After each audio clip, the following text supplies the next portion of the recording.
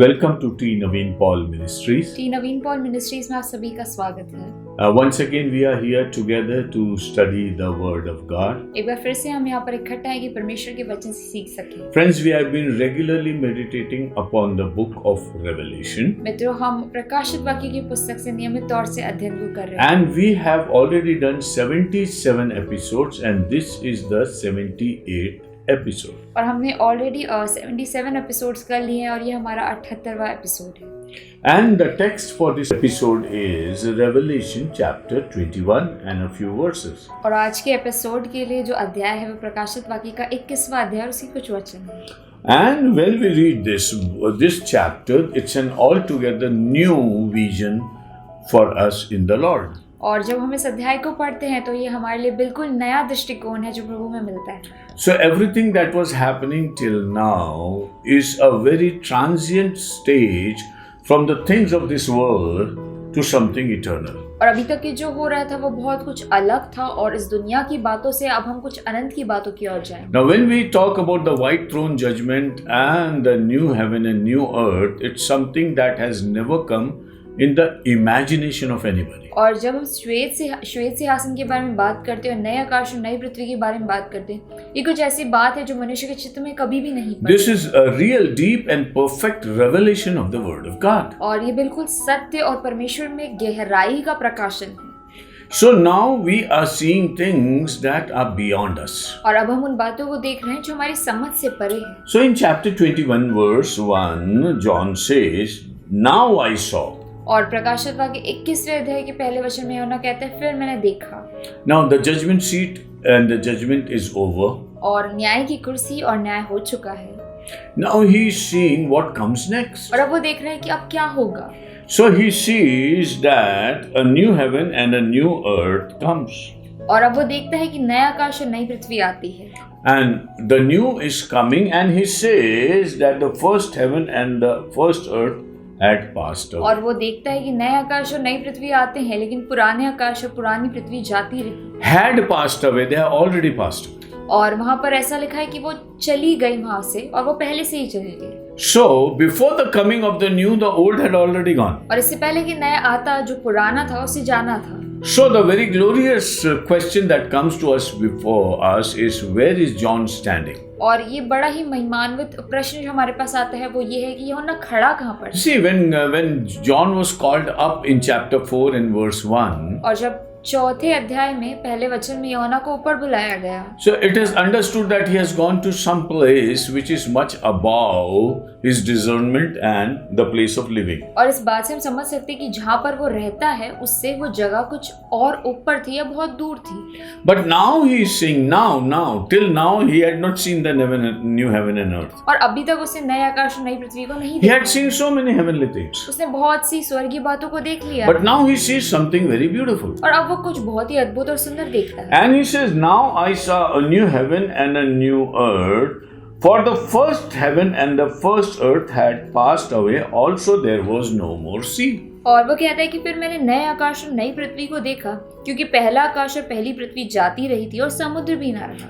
So the very important feature of this new heaven and new earth is that there is no sea in it. और नए आकाश और नई पृथ्वी का सबसे एक इम्पोर्टेंट चीज जो है वो ये है कि यहाँ पर समुद्र नहीं है। And it is something very fresh and very new.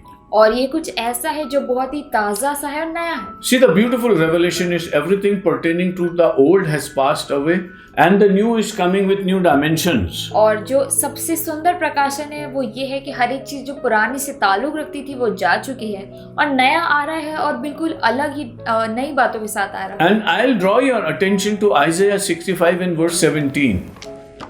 यशायाह उसका 65 और 17वां वचन, जहाँ पर इस प्रकार से लिखा है, क्योंकि देखो मैं नया आकाश और नई पृथ्वी उत्पन्न करता हूँ। See, the Lord is saying this is 750 years before the birth of Christ. और यहाँ पे परमेश्वर कह रहा है यीशु के जन्म के 750 साल पहले की बात। It's a prophecy in which Isaiah says that God is saying, see, I am creating a new heaven and new earth. और ये भविष्यवाणी है जिसमें यशायाह भविष्यवक्ता कहता है कि परमेश्वर एक नए आकाश और And what is the the special thing about this new heaven and this earth? और इस नए आकाश नई पृथ्वी की खास बात क्या है? It's written over there. क्योंकि देखो, मैं नया आकाश और नई पृथ्वी उत्पन्न करता हूँ और पहली बात है स्मरण न रहेगी और सोच विचार में भी न उत्पन्न। The old things you cannot remember or think about. पुरानी बातों को ना आप सोच पाओगे ना याद रख पाओगे। You see, you cannot think about the old things. देखिए, आप पुरानी बातों के बारे में सोच भी नहीं पाओगे। Your thinking procedure is altogether new. आपके सोचने की जो क्षमता है वो भी नहीं कर दी जाएगी। Neither can you think nor can you remember the old things. ना आप सोच पाओगे ना पुरानी बातों को याद कर पाओगे। So this is so ecstatic. This is so joyful for us to see that everything old is gone. और ये हमें कितनी आनंद करने की बात है कि जो कुछ भी पुराना था वो सब जाता रहा। So the new heaven and new earth bring a new impact in our being, our personality also. तो जो नए आकाश और नई पृथ्वी है वो हमारे चरित्र पर, हमारी पर्सनालिटी पर भी एक नए प्रभाव को डालती है। And the old things you cannot remember even. और पुरानी बातों को आप याद भी नहीं रख पाओगे। And while you are in this new heaven and new earth, और जब आप इस नए आकाश और नई पृथ्वी पर हो, you will not be able to think anything about the old. आप पुराने के बारे में कुछ भी सोच नहीं पाओगे। The new will take over in such a way that nothing of old will remain in you. और नया आपके ऊपर ऐसा प्रभाव डालेगा कि कुछ भी पुराना नहीं बचेगा। Like a caterpillar becomes a butterfly. और कैसे वो इल्ली जो है वो एक तितली बन जाती है। And the beauty of the butterfly never holds any ugliness of the caterpillar. और तितली की जो सुंदरता है उसमें कुछ भी बुराई, कुछ भी गंदापन जो इल्ली का है वो मौजूद नहीं होता है। So the Bible says, Bible हमें यहाँ पर बताती है, and John says, now I saw the new heaven. और यूहन्ना कहता है कि मैंने नए आकाश और पृथ्वी को देखा। So these are the sequence of happenings that are going to happen. और घटनाएं ऐसे क्रमवार रीति से होगी। There's a time for everything. हर एक बात का समय है। Now is the time for John to see the new heaven and new earth. अब वो समय है कि यूहन्ना नए आकाश और नई पृथ्वी को देखिए। Then I, John, saw, verse 2, the holy city, New Jerusalem, coming down out of heaven from God, prepared as a bride adorned for her husband. फिर मैंने पवित्र नगर नए यरूशलेम को स्वर्ग से परमेश्वर के पास से उतरते देखा। वह उस दुल्हन के समान थी जो अपने पति के लिए श्रृंगार किए हुए हो। Now mind you, John is taking his own name. यूहन्ना जो है वो अपना नाम ले रहा है। So that he wants to tell you that he is very much in himself and is conscious of what he is saying. तो वो कहना चाहता है, वो बताना चाहता है कि वो अपने आपे में है, वो जानता है और वो जो बता रहा है वो सही कह रहा है। So to verify his truth, he is saying, I am John who is saying this. और अपने सत्य को जो है सच बताने के लिए वो कहता है कि मैं यूहन्ना हूँ जो कह रहा It हूँ। was not necessary for John to say that I am John speaking this. और ये जरूरत नहीं थी कि यूहन्ना कहे कि मैं यूहन्ना और मैं कह रहा हूँ। But the severity of the scenario, the beauty of the glory of the scenario was such that John wants to say that let it be confirmed in your heart that I, John, am saying this. और जो दृश्य दिखाया जा रहा है उसकी खूबसूरती के कारण यूहन्ना कहना चाहता है और इस बात पर जोर डालना चाहता है कि वो यूहन्ना है जो बातों को बता रहा है। Now he says there is a holy city coming down. और वो कहता है कि एक पवित्र नगर जो है वो नीचे की ओर आ रहा है। So the very first thing he says about that city is that it is holy. और पहली बात जो वो उस नगर के बारे में बताना चाहता है वो ये है कि वो पवित्र है। And that is called the New Jerusalem. और वो है नया यरूशलेम। So the name Jerusalem continues and remains in the heavenlies. और स्वर्ग में भी यह नाम यरूशलेम ही बना रहता है। And God has chosen the city of Jerusalem as his own city. परमेश्वर ने यरूशलेम के नगर को अपना नगर जैसे कहकर चुन लिया। And this is what he told Solomon also. और उसने ये बात सुलेमान से भी कही। So repeating that, it is said that though a new holy city is prepared in heaven, but the name given is New Jerusalem. और इस बात को वापस दोहराते हुए कि भले एक नया शहर जो है वो स्वर्ग में बनाया गया लेकिन उसका नाम नया यरूशलेम ही है। And it comes from God. और वो परमेश्वर की ओर से आता है, Not just from heaven. ना केवल स्वर्ग से। Just saying that it comes from heaven is enough. और स्वर्ग से आ रहा है ये कह देना काफी है। But it says that it comes from heaven and from God. और यहाँ पर ऐसा लिखा है कि वो स्वर्ग से आता है और परमेश्वर के पास से आता है। See, mind the word, it comes out of heaven and from God. और देखिए इस बात को ध्यान में दीजिए कि वो स्वर्ग से आता है, परमेश्वर के पास से उतरता है। So it has nothing earthly. The earth is already passed away. तो उसमें पृथ्वी का कुछ पाया नहीं जाता क्योंकि पृथ्वी तो पहले ही जा चुकी थी। But the new heaven that is coming, or the new Jerusalem Jerusalem that is coming, और जो नया यरूशलेम आ रहा है या जो नया स्वर्ग आ रहा है, it is coming out of heaven. वो स्वर्ग से निकल कर आ रहा है। New heaven and new earth नया are being given to humanity. नया स्वर्ग और नई पृथ्वी मनुष्य को दी जाती है। But then the new city is coming from heaven. लेकिन फिर स्वर्ग से एक नया शहर आता है। So the new heaven and the new earth are also waiting for something coming from heaven. और नए आकाश नई पृथ्वी भी इंतजार कर रहे हैं कि कुछ स्वर्ग से आएगा। Unless the input of heaven is put in the new heaven and the earth, the beauty of the new heaven and earth cannot come. और जब तक स्वर्ग से कुछ बातें नए आकाश और नई पृथ्वी पर नहीं आएगी तो उसकी सुंदरता कैसे बरकरार So है? it is coming from God and it's coming from heaven. और ये परमेश्वर की ओर से आ रहा है, स्वर्ग से उतर रहा है। So the new heaven and the new earth is not the exact heaven, but something that is a city is coming from the exact heaven to new heaven and new earth. और नए आकाश और नई पृथ्वी जो है वो नया स्वर्ग नहीं है, लेकिन वहां से स्वर्ग से एक नया शहर आ रहा है। That is the beauty of it. ये उसकी सुंदरता। See, if you go into the depth of the word of God, you get so many revelations for you. देखिए, जब परमेश्वर के वचन की गहराई में जाते हैं तो आपको बहुत सारे प्रकाशन मिलते हैं। It is prepared as a bride, और ये एक दुल्हन के समान तैयार किया गया है adorned for her husband. जो अपने पति के लिए श्रृंगार को करती है। You see, we read about bride as the church, और हम दुल्हन को कलीसिया जैसे मानते हैं। and we say that on the earth the bride is preparing to meet the groom, और हम कहते हैं कि पृथ्वी पर दुल्हन अपने दूल्हे से मिलने के लिए तैयार होती है and she is preparing to be with God forever. और वो तैयार इसलिए हो रही है कि परमेश्वर के साथ अनंत के जीवन को Now, बिताए। important thing to understand this: लेकिन महत्वपूर्ण बात जो समझने के लिए वो ये है, the new Jerusalem is like a bride, नया यरूशलेम एक दुल्हन के समान है, but it is a bride preparing for a bride. लेकिन ये एक दुल्हन है जो एक दुल्हन को तैयार कर रही है। The new Jerusalem cannot be the ultimate bride in herself. और नया यरूशलेम जो है वो अपने आप में जो अंतिम दुल्हन है वो नहीं होगी। The final bride is the church upon this earth. अंतिम दुल्हन तो कलीसिया ही है जो पृथ्वी पर पाई जाए। If the church is there, then the new Jerusalem comes as a bride.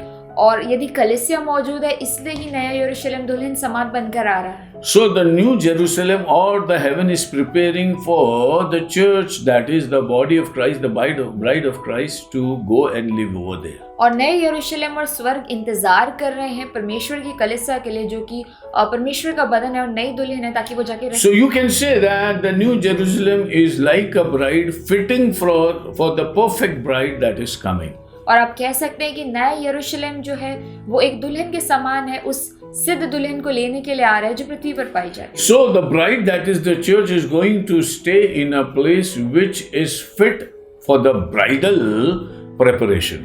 और ये जो कलीसिया है जो परमेश्वर की दुल्हन है वो एक ऐसे स्थान में रहने के लिए तैयार होती है जो कि है नया यरूशलेम और वो उसके लिए सही जगह है। New Jerusalem is like a bride preparing for the groom, that is Jesus Christ coming. और नए यरूशलेम में रहकर जो कलीसिया है वो तैयारी कर रही है यीशु के लिए जो कि है हमारा दूल्हा। And so there is a very glorious and beautiful place specially mentioned that is going to be there for the church to stay in. और ये कलीसिया के लिए बहुत ही सुंदर बहुत ही महिमान्वित जगह रहेगी जहाँ पे कलीसिया रहेगी। And then in verse 3 he says, I heard a loud voice from heaven. फिर वो कहता है तीसरे वचन में, फिर मैंने सिंहासन में से किसी का ऊंचा शब्द सुना। Now John is seeing something beautiful. यूहन्ना कुछ सुंदर देखता है। The thing that he had never ever imagined or seen. ऐसी बात जो उसने कभी ना सोची ना कभी देखी। It's a revelation within a revelation. ये प्रकाशन के अंदर ही प्रकाशन है। And he says that now while I was watching this, I heard a voice also. और वो कहते हैं कि जब मैं देख रहा था तो मैंने एक बड़े ऊंचे शब्द को सुना।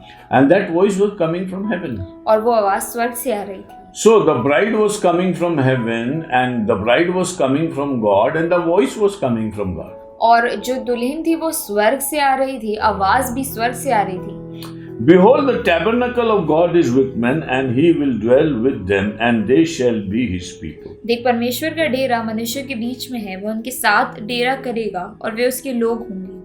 Now it is said, he is clearly declaring, the voice is declaring that this place is a place where God will dwell. और वो जो आवाज है वो स्पष्ट रीति से घोषणा करेगी ये जो जगह है यहाँ परमेश्वर रहेगा, डेरा करेगा। So, the new place that is being prepared, God Himself will come into that new place. तो नई जगह जो तैयार की जाती है परमेश्वर खुद वहां पर आएगा. So, it's like filling with the very presence of the Father, the Son, in the New Jerusalem. That is the beauty of the New Jerusalem. और नए यरूशलेम की खूबसूरती ये है कि परमेश्वर और यीशु स्वयं आकर वहां पर रहेंगे. You see, again and again we see Jesus is coming to take us. देखिए बार बार हम कहते हैं सुनते हैं कि यीशु आकर हमें ले जाएगा. And we will be going and meeting the Father. और हम जाएंगे और पिता से मिलेंगे. But this is one step ahead where He says that in that New Jerusalem, God will bring His throne and will be there available to the people. और ये एक सीढ़ी आगे है जहाँ पर वो ऐसा कहता है कि नए यरूशलेम में परमेश्वर अपने सिंहासन को लाएगा और हमारे साथ डेरा करेगा. And it's not just a throne, but it's a tabernacle of God. और ना केवल सिंहासन लेकिन वहाँ पर तंबू भी मौजूद है. This is the tabernacle of God. ये परमेश्वर का तंबू है. And tabernacle represented the presence of God. और तंबू परमेश्वर की उपस्थिति को दिखाता है. Tabernacle was given to Moses while he was moving out of Egypt to Canaan. और मिस्र से जब कनान मूसा जा रहा था तब उसे तंबू दिया गया था. A similar kind of tabernacle will be there in the New Jerusalem. नए यरूशलेम में भी वो तंबू मौजूद होगा. And God will dwell with men. और परमेश्वर मनुष्यों के साथ रहेगा. That is the human beings. और वो है हम मनुष्य. And they will be His people. और वो उसके लोग कहलाएंगे. Are we not His people? क्या हम उसके लोग नहीं हैं? Is the church not the people of God? क्या कलीसिया परमेश्वर के जन नहीं है? But when we go to the ultimate place, there will be a beautiful declaration that these are the people of God. लेकिन जब हम उस अनंत के और अंतिम स्थान में पहुंचते हैं तो एक बहुत खूबसूरत घोषणा होगी कि ये उसके लोग हैं. The heavens will call these are the people of God. और स्वर्ग ऊंचे शब्द से घोषणा करेगा कि ये ही उसके लोग हैं. Can you imagine church going to that New Jerusalem and everywhere there is a noise and voice saying, these are the people of God. और क्या आप इस बात को सोच सकते हैं कि कलीसिया जो है नए यरूशलेम में जाएगी और हर जगह ये शब्द होगा कि ये उसके लोग हैं और ये परमेश्वर के लोग हैं. God Himself will be with them and be their God. और परमेश्वर स्वयं उनके साथ रहेगा और उनका परमेश्वर बना रहेगा. Oh, how beautiful it is. और क्या ही सुंदर बात है. The God who is God for us. जो परमेश्वर हमारे लिए परमेश्वर है. The God who loved us so much. जो परमेश्वर ने हमसे बहुत आयत का The Lord who gave His only begotten Son. जिस परमेश्वर ने अपना इकलौता पुत्र दे दिया. And He comes and dwells with us. वो आता है और हमारे साथ रहता है. And then we are called the people of God. और हम परमेश्वर के जन कहलाते हैं. He has His tabernacle with us. उसका तंबू वहाँ पर मौजूद होता है. And He Himself will be with us. और वो खुद हमारे साथ रहता है. And He'll be our God. और वो हमारा परमेश्वर होता है. Here, when He says He'll be our God, means He'll be before our eyes. और यहाँ पर जब वो कहता है कि वो हमारा परमेश्वर होगा तो वो हमारी आंखों के सामने होगा. See, to Moses, God said, "You cannot live once you see me." और मूसा को परमेश्वर ने कहा कि यदि तुम मेरा चेहरा देख लोगे तो तुम जी नहीं पाओगे. But here He says everything is accomplished. और यहाँ पर वो कहता है कि सब चीज हो चुकी है. And that's why He is saying that we are His people and He is our God. और इसलिए वहाँ पर कहता है कि हम उसके लोग हैं और वो हमारा परमेश्वर He है. knows us and we know Him. वो हमें जानता है, हम उसे जानते हैं. So the same thing Paul writes in 1 Corinthians 13. और पहले कुरिन्थियों के 13वें अध्याय में भी पौल ऐसा लिखता है.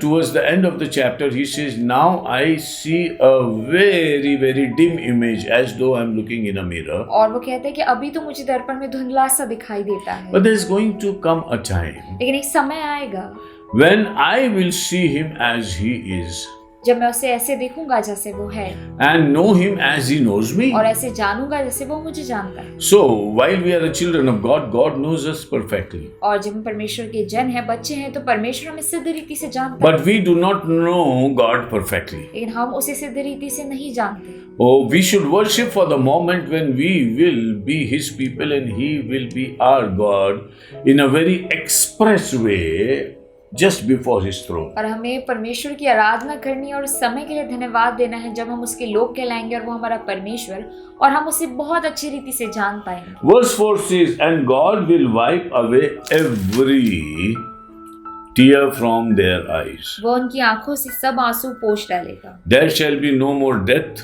और इसके बाद मृत्यु ना होगी no sorrow, और ना शोक nor crying. ना विलाप For there shall be no more pain, ना पीड़ा रहेगी. for the former things have passed away. पहली बातें जाती रही।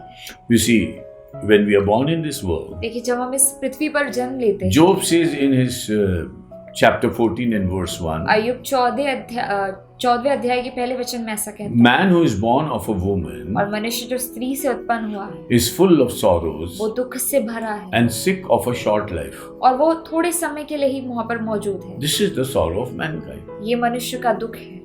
Different kinds of sorrows are there in our lives. मनुष्य के जीवन में बहुत सारे दुख मौजूद हैं। Even as people of God, we are in a sorrowful world. और परमेश्वर की जन होने के बाद भी हम एक दुख भरी दुनिया में रहते हैं। God helps us to win over our sorrows. परमेश्वर हमारी मदद करता है कि हम अपने दुखों के ऊपर जयवंत And हों। in spite of the sorrows in this world, we rejoice in the Lord. और इस दुनिया में दुख के होने के बावजूद भी हम परमेश्वर में आनंदित होते हैं। And this is how heaven comes down and glory fills our soul. और ऐसे स्वर्ग पृथ्वी पर आता है, महिमा हमारे जीवन को भर देती है। And we are so happy tasting the love of God this way. और हम इतने प्रसन्न होते हैं, परमेश्वर के प्रेम को चख लेते हैं। But can you imagine a place where there will be no speck of possibility of any such things? और क्या आप ऐसी जगह के बारे में सोच भी सकते हैं जहाँ पर इन बातों का कोई नामो निशान भी नहीं है?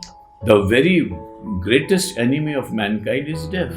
और मनुष्य का सबसे बुरा बैरी जो है वो मृत्यु है। And 1 Corinthians 15, Paul says that Jesus is going to rule upon this earth till death is defeated. और पहले कुरिन्थियों 15वें अध्याय में पौलुस ऐसा कहता है कि यीशु इस पृथ्वी पर जो है राज्य करेगा जब तक वो मृत्यु को हरा ना दे।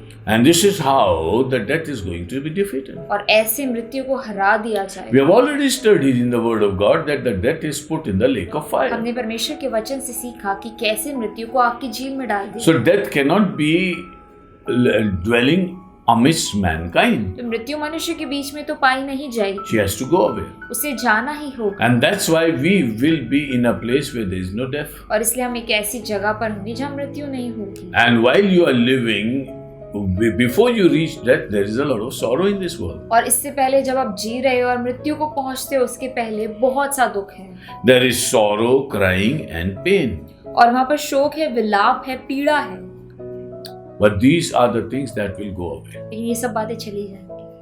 And see the way John is talking to us. और देखिए यूहन्ना कैसे हमसे बात कर रहा है। And he says the former things have passed away. पहली बातें जाती रही। Which are the former things? पहली बातें क्या है And which are the latter things? और बाद की बातें क्या है? So when you are living in the former, you cannot go into the latter. देखिए जब आप पहली बातों में जीते हैं तो आप जो है अगली बातों में नहीं जा पाते। So while you are in your flesh, you are in the former. जब आप अपने शरीर में पाए जाते हैं तो आप पहली बातों में हैं। But when you go to the Lord and be in his heaven, you will be in the latter days. और जब प्रभु के पास चले जाएंगे और स्वर्ग में रहेंगे तब आप अगली बातों में रहेंगे। Once again, I'll remind you the word of God that we read from Isaiah chapter 65 and verse 17. और एक बार फिर से मैं आपको वो वचन याद दिला दूं जो हमने यशायाह 65 और 17 में पढ़ा है। He not only says वो ऐसा सिर्फ नहीं कहता that a new heaven and new earth is कि there, नया आकाश और नई पृथ्वी आएंगे, but he says something more than that. और वो और भी कुछ कहता है। It's not just merely the new heaven and new earth, और ना केवल नया आकाश और नई पृथ्वी है, लेकिन वो वचन but he है, says further something. लेकिन वो कुछ और Please भी read it कहता है। again. क्योंकि देखो मैं नया आकाश और नई पृथ्वी उत्पन्न करता हूँ और पहली बातें स्मरण न रहेंगी। See the former things you will not be able to remember even. आप पहली बातों को स्मरण भी नहीं कर पाओगे। So whatever you are living upon this earth will be as though they have never happened. और जो कुछ भी आप पृथ्वी पर जीवन बिता रहे हो वो ऐसा लगेगा जैसे वो हुआ ही नहीं। Anything painful and anything sorrowful will be as though that never happened in your life. और ऐसा कोई शोक और ऐसी कोई बुरी घड़ी अपने जीवन में ऐसी होगी जैसे वो हुई ही नहीं। You will not have any sorrowful memory. You will not have anything that is painful to remember even. और आप कोई शोक को, कोई पीड़ा को याद भी नहीं रख So पाओगे। it's not existing over there, तो वो वहाँ पे मौजूद ही नहीं है and you cannot think about them, और आप उसके बारे में सोच भी नहीं पा रहे and because they are not there, क्योंकि वहाँ पे मौजूद ही नहीं है। and you cannot even remember those things और आप उन बातों को याद भी नहीं रख because पा they रहे are wiped out of you. क्योंकि वो आपके जीवन से मिटा दी गई है। So you are made altogether new in Christ. और आपको यीशु में नया बना दिया गया है। Now when you are born again Christians, और अभी आप नए जन्मे मसीह हैं। we are made new creation. और हमें नई सृष्टि बना दी गई है। But when you go into the heaven लेकिन जब आप स्वर्ग चले जाएंगे and in New और Jerusalem, नए यरूशलेम जाएंगे you will be an altogether new person और आप एक नए व्यक्ति बन जाएंगे with a renewed thought way of thinking, और आपकी सोच जो है वो बिल्कुल नई कर दी जाएगी and your remembrance, the backup of your remembrance will be all wiped away. और आपके जीवन में कोई याददाश्त नहीं रहेगी, सब कुछ मिटा दी जाएगी। Now John is saying a very beautiful thing. और यह नई खूबसूरत बात यहाँ पर For the former things have passed away. पहली बातें जाती रही। So John is inviting us तो यह to come into a scenario where you can take the latter as the present. तो यहोना हमें बुला रहा है कि हम उस स्थान पर पहुंचे कि जो अगली बातें हैं हम उसे मान सकें Or as though they are there. और उन बातों को ऐसे माने कि जैसे वो मौजूद है। And whatever is past, they are not there. जो कुछ भी पहली बातें हैं वो नहीं है, Because he is talking to the people who are living upon this earth. क्योंकि वो उन लोगों से बात कर रहा है जो पृथ्वी पर रह रहे हैं। The book of Revelation is given to the church which is very much upon this earth. प्रकाशित वाक्य की पुस्तक कलीसिया को दी गई जो पृथ्वी पर मौजूद है। But then John says, church, you should say that the former things are gone and we are living in the latter things. और यूहन्ना जो है कलीसिया को कहता है कि जो पुरानी बातें वो बीत गई और हम अगली बातों में जी रहे हैं। It's not that it's going to go away, but it has already gone back. और ऐसा नहीं है कि वो पुरानी बातें जाने वाली है, वो जा चुकी है। So the best Christian life that we can have upon this earth तो मसीहत के रूप में सबसे अच्छा जीवन जो पृथ्वी पर हम जी सकते हैं is to have the foretaste of heaven वो ऐसा है कि हम स्वर्ग को पहले ही चख लें and be there as though we are there. और स्वर्ग में ही पहुंच जाए जब हम पृथ्वी पर रहते हैं। When Jesus says your sorrows will turn into joy, यीशु जब कहते हैं कि तुम्हारे दुख आनंद में बदल जाएंगे, it is an indication that we are going towards a place where everything will be renewed. ये उस बात का संकेत देता है कि हम एक ऐसे स्थान की ओर जाएंगे जहाँ हर बात नहीं हो जाएगी। And sorrow turning into joy is already made available to the church. और कलीसिया के दुख जो है वह आनंद में वैसे ही बदल जाते हैं। And you are living a life of joy because you are living in Christ. और यदि आप प्रभु में पाए जाते हैं तो आप एक आनंद की जीवन In John chapter 15, Jesus says, और यूहन्ना के 15वें अध्याय में यीशु कहता है, I speak these things so that you might have joy और मैं ये बातें तुमसे इसलिए कहता हूँ कि ताकि तुम आनंद करो and may your joy be full. और तुम्हारा आनंद पूरा हो जाए। So where is the fullness of joy? तो आनंद की भरपूरी कहाँ It's है? not in you. वो आपके अंदर नहीं, It's in Christ. वो यीशु में है। And you foretaste the heavenly glory right upon this earth. और आप स्वर्गीय महिमा को पहले ही पृथ्वी पर चख सकते हो। Why did God give us this revelation while we are in flesh? यीशु ने हमें प्रकाशन क्यों दिया जब हम शरीर में पाए जाते हैं? Because the avenue of new heaven is open for us to taste. क्योंकि नए स्वर्ग के जो डायमेंशन है वो हमारे लिए खोल दिए गए And the heavens are open for mankind to intervene in. और नए स्वर्ग हमारे लिए इसलिए खोले गए हैं ताकि हम उसके बारे में सोच सकें। If Paul says that I have gone to the third heavens और पौलुस यदि कहता है कि वो तीसरे स्वर्ग तक गया है and I saw such things that cannot be spoken by mouth. और उसने ऐसी बातें देखी जो वो कह नहीं सकता, So he is also agreeing with John. तो वो यूहन्ना के साथ सहमत है। These are beautiful and glorious things for the church. ये बहुत ही सुंदर और महिमान्वित बातें हैं जो Church, कलीसिया let's live in the heavenly places where Christ is. कलीसिया आइए हम स्वर्गीय स्थानों में जिए जहाँ यीशु मौजूद है। Colossians 3:1 says, when we are resurrected with Christ, और कुलुस्सी 3:1 में लिखा है जब हम मसीह के साथ जलाए गए हैं, let's live in the heavenly place आइए हम स्वर्गीय बातों की धुन में रहें where Christ is. जहाँ मसीह विद्यमान। May the Lord bless the meditation of this word. परमेश्वर इस वचन के मनन को आशीष दे And may we gloriously worship the Lord. और हम महिमान्वित रीति से उसकी आराधना करें And in the spirit uplifted, और आत्मा में और ऊंचे उठाए जाएं so that we could enjoy the joys of heaven upon this earth. ताकि हम पृथ्वी पर रहते ही स्वर्ग के आनंद को महसूस Keep करें। on praying. प्रार्थना करते Keep रहें, on meditating. मनन करते रहें Keep on going on a higher pedestal. और ऊंचे स्थान पर जाते जाएं। And God will bless you. परमेश्वर आपको आशीष देगा। See you in the next episode. अगले एपिसोड में फिर मिलेंगे। God bless you. परमेश्वर आपको आशीष